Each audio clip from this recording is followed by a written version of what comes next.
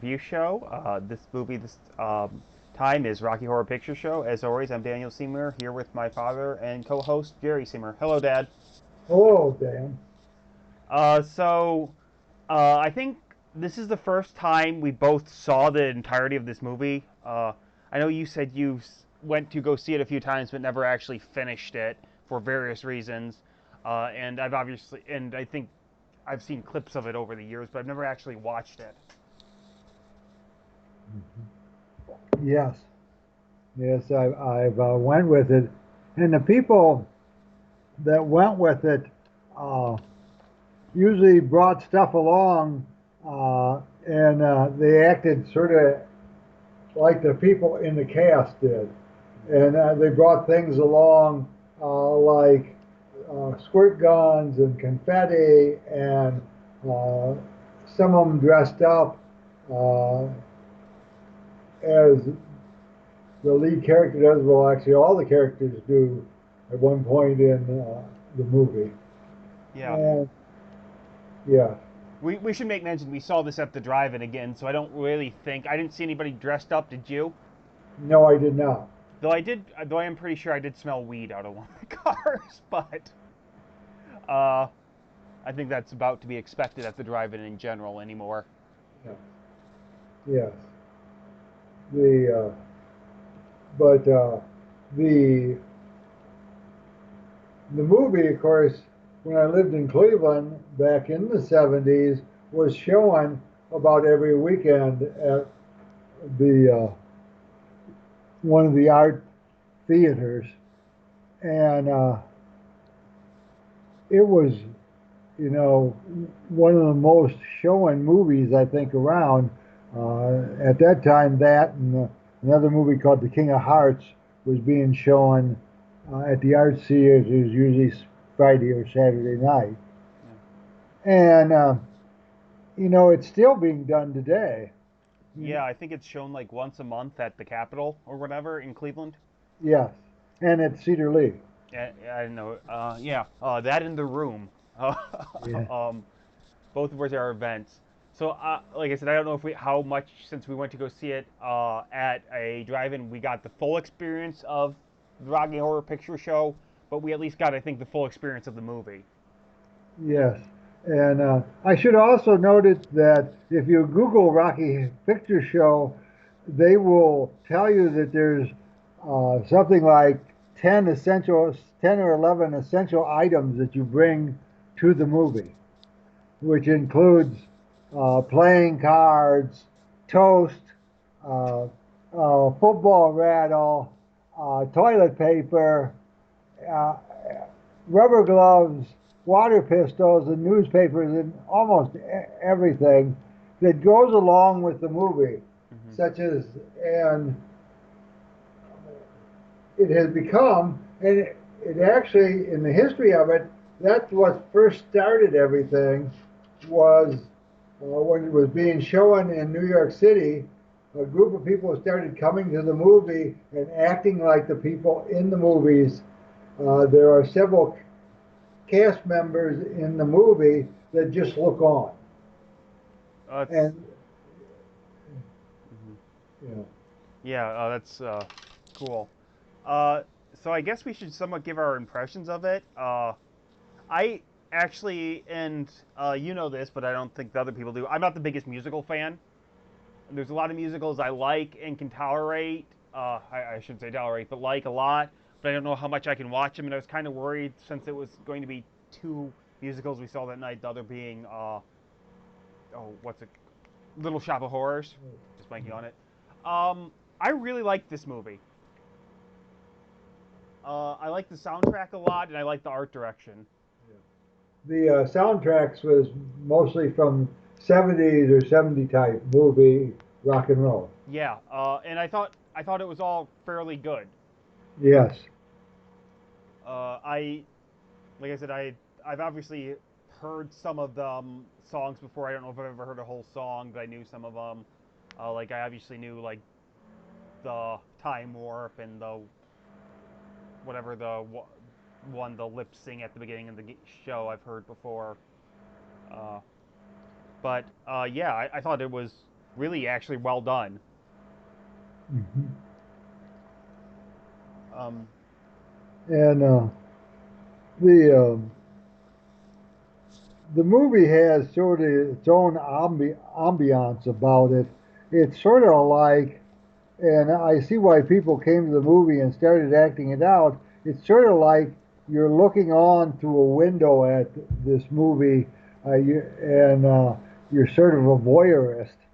And the movie itself, uh, the characters in the movie are voyeurists at time and watched others doing stuff on TV, and but the whole movie and the whole set and scene is almost like you're looking through a window at what's going on. yeah, and I think that's one of the key things in it is you're somewhat looking at a window of all the strange and unusual things throughout the entire movie. Mhm. Uh, And mhm. uh, The well, you should probably talk a little bit about the art direction and yeah, well, I how think it was shot. yeah, I think like I mean we just tried to shot kind of voyeuristically and stuff, but I think it was actually really well shot in I mean the art direction. You can see how influential it is in a lot of things. Like I was thinking a lot of like Tim Burton and stuff. In particular, with like some of the hair and some of the look uh, of it. I think it was well filmed and just good looking in general. It's Uh, done all it's done all in black and white, and Black and white. What? well, I said there's a lot of black and white in it. Yeah, There are a lot of scenes color. that are black. Yeah, yeah, Coloring, not black and white. Sorry, I was thinking of black and white film. yeah. But yeah, no, a lot of black and white, a lot of very uh, what is it, opposite colors in it. Hmm. Hmm. A lot of the scenes are somewhat creepy, I'd say to a certain degree. But Yes. it kind of has a very fast-paced, joyous energy about all of it, even when some of the darker things happen Hmm. in it. Yeah. The movie really doesn't hold back on anything. It kind of just shows it as it is and goes out there, which certainly at the time was pretty controversial, I'd say. Yes. Hmm. Well, we've talked a little bit about making good choices and bad choices. In this movie, everybody makes bad choices. Yeah, this movie, but I didn't feel like it actually hurt the movie like I thought did in Unhinged. Yeah. Because one, some of the bad choices you can understand, but two, the movie was just strange also, so it made kind of Well, sense.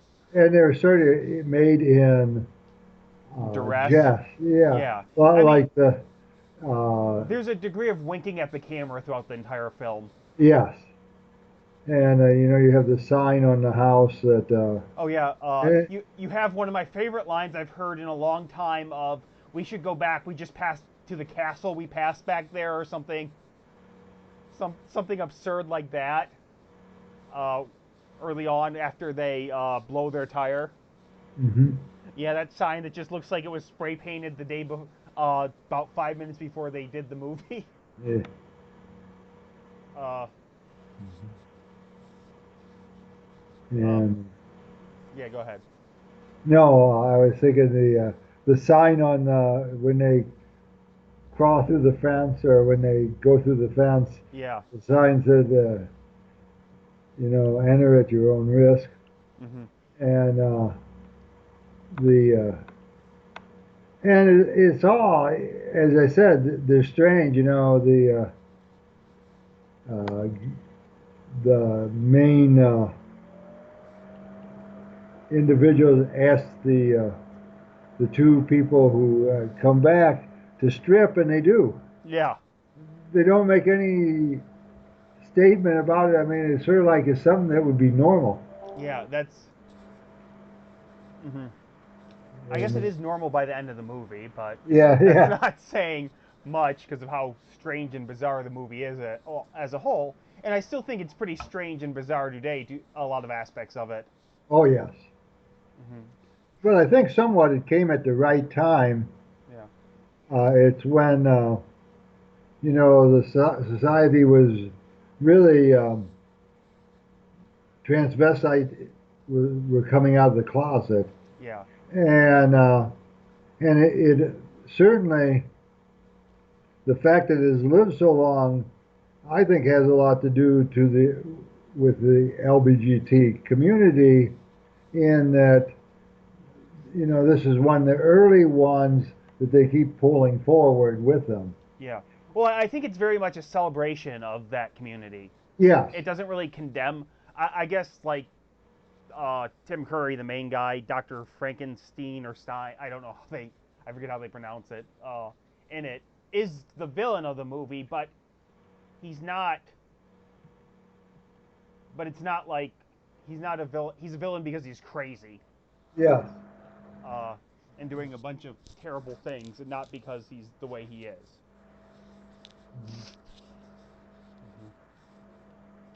The yes, and of course the two odd people who are the butler And the maid, and the maid, uh, who are the strangest looking of all the people in the movie, are the ones who are actually the heroes at the end, mm-hmm. or allegedly the heroes. They're going to go back to their own. Plan it and stop this insane plan. Yeah. Yeah, the story's pretty ludicrous, but it makes, but it works for what it Yeah. is. Mhm. Uh, well, was there anything you didn't really like about it? Well, I didn't really like the narrator. Yeah. Uh, he seemed to be, to me, although as you said, the movie's all strange and there's a lot of really creepy scenes in it, but the narrator is probably the creepiest of them all. And at least I think so.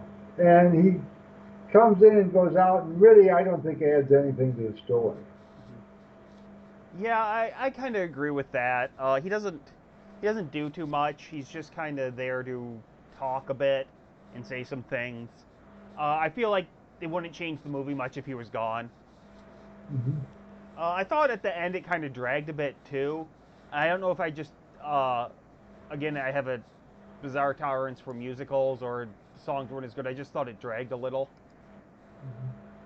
Uh, or and I guess I don't know if I just didn't find because there's a lot of kind of dark humor in it. I didn't find some of the dark humor as funny as I did previously, or what. But Well, I yeah, think that may be true because it's dark humor 50 years ago. yeah. And some of it I did think was funny. Like obviously the King Kong thing at the end on the RKO Yeah. was funny. But I don't know. Um, on this, I mean, watching it now, I can see why it's still beloved. I mean, I don't know, like, if in a musical really need anything more than just good music and some interesting visuals to keep most people entertained. And I think it had that to Mm-hmm. a far degree. Um, but, and, like, I mean, I definitely recommend going to go see it because I think it's well, first off, like I said, I can't say for, like, the weird events that they have. Those are usually worth going through even if you don't like the movie, just because the people that go to them are fascinating. And it's a big party. But I had a lot of fun just seeing it at a drive-in, uh, with obviously not the best speakers around and stuff. But I thought the music was legitimately good. I thought the dancing was good, and I thought the visuals were entertaining. So I thought it was a pretty good movie overall. I don't know. What did you think? I did too. I mean, it's it has the test of time, and it's as much relevant today as it was uh, in the 1970s. Yeah. In fact, I think in some ways it's more relevant today in Hmm. uh, coming out. When I was looking through some of the history on the movie, the one thing I should point out is originally when they started the movie, they had only $1,600 for costumes. Really? Yeah, Because I assumed it was a relatively low budget movie, which it looks really good even for the time period and for its yeah, budget. I think it yeah. has well art direction, great coloring, uh, good camera work, uh, decent, good sets. They don't look cheap. No. Uh, I mean, I didn't know the costume budget was so low, but I mean, like a lot of the costumes are pretty iconic now. Good And stuff. the costumes Hmm. uh, were look somewhat like they're, you think of them as handmade costumes by amateurs, but that was the whole idea of the whole production. Yeah. And the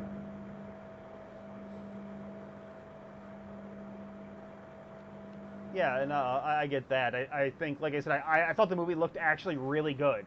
I thought it yeah, was really well directed, well choreographed, good costumes, interesting. I thought a lot when they put on the makeup, it looked interesting and good. Like I said, I could see how it was heavily influenced. I can see how it heavily influenced a lot of stuff nowadays too. Uh, so yeah, I mean, I definitely recommend it. I think you're in the same boat, aren't you? yeah. Do you have anything more to add or anything more you want to talk about? No, I don't believe so. Okay, I think we hit all the key points. As always, if you're watching this on YouTube, remember to like and subscribe. And if you're watching this on Twitch, please follow. Okay, thank you, everybody, and have a great day. Yes.